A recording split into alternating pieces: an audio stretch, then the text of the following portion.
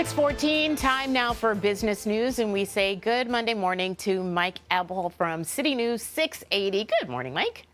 Hello, happy Monday, Tammie. How you doing? I'm good. Halfway, we're just saying, I'm halfway here. I'm here, but I feel like half of me is still It's under Monday. the sheets, like ready to sleep. It is Monday, but we're getting so Monday. But let's get into it. Let's do it. Let's do it. Let's do it. And the markets looking to bounce back. So I'm having a rough Monday. The markets had a rough week last week in general.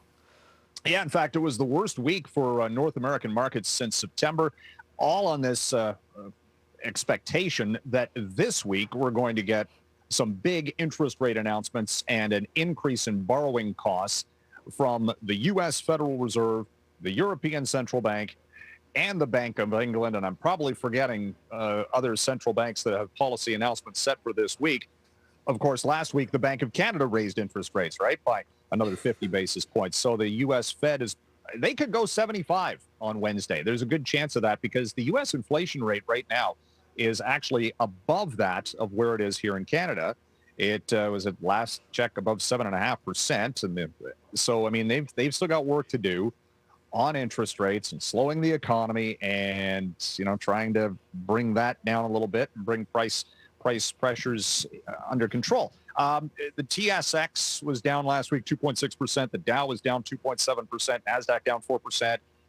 We did hear from Janet Yellen, the Treasury Secretary of the United States, over the weekend on 60 Minutes, saying that she's hopeful that inflation will start to moderate in 2023, avoiding a recession for the American economy. And we'll hear from Bank of Canada Governor Tiff Macklem coming up later this afternoon in a fireside chat in Vancouver, also about economics and monetary policy. All right, sounds cozy. All right, and one thing when it comes to inflation that we're seeing at least dip is gas prices. That is coming down. I can say Saturday I filled up my gas tank for the first time in 2 years. Filled up the tank from empty, under $100.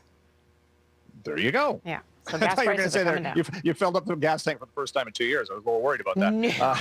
I wish. $1.25. $1.25 is what I filled up for on Saturday too out here in Durham region, and $1.34.5 is the peak price that you're seeing right now in the GTA.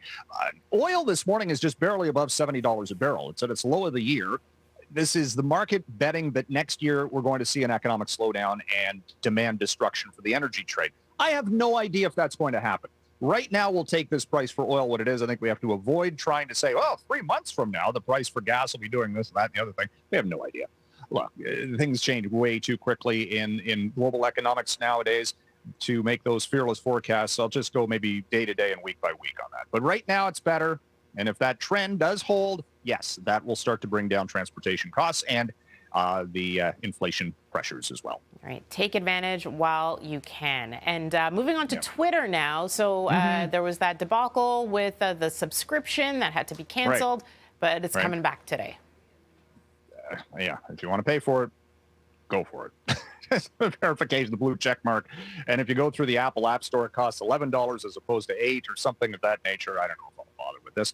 Elon Musk was tweeting about all sorts of stuff over the weekend, and we won't get into too much to that. But yeah, look, company's still going.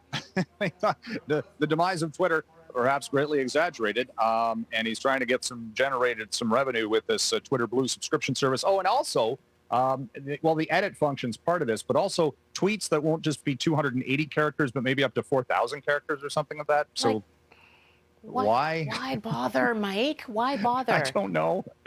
Well, because that allows people to rant for longer, I suppose, about various and sundry topics. Then write an essay. That you can't go in and report about. Anyway. Yeah. Write a blog.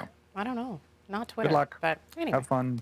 Have fun. I'm still on it. I don't know if I'll pay for the thing, but whatever. Yeah, I'm still there. Still trucking along. All right, Mike. Well, thank you very much for that chat. We will talk to you tomorrow. Thank you. All right.